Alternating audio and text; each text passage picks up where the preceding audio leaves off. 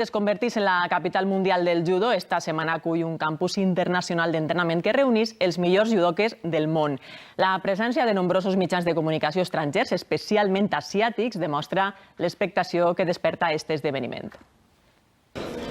La capacitat d'organització d'Alacant, que ha oferit, entre d'altres coses, 1.000 metres quadrats d'instal·lacions al port, ha sigut clau perquè el campus, que portava vora 30 anys celebrant-se Castelldefels, tinga lloc ara a la capital alacantina. 40 países, 40 selecciones nacionales absolutas, campeones del mundo, campeones olímpicos, campeones de Europa, de Asia, y supondrá un retorno para la ciudad de más de 6 millones de euros directos en 8 años. Es tracta d'un projecte en un vessant esportiu i turístic que ha sigut guardonat amb un premi Emprèn Sport de la Fundació Trinidad Alfonso.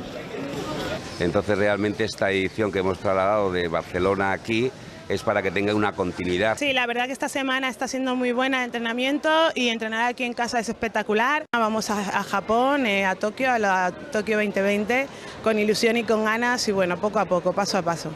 Fins demà, al voltant de 700 judoques, juntament amb entrenadors i molta premsa internacional, fan d'Alacant la capital internacional d'aquest esport. El campus serveix com a preparació no només per als Jocs Olímpics de Tòquio 2020, sinó per al Mundial que comença també al Japó este mes d'agost.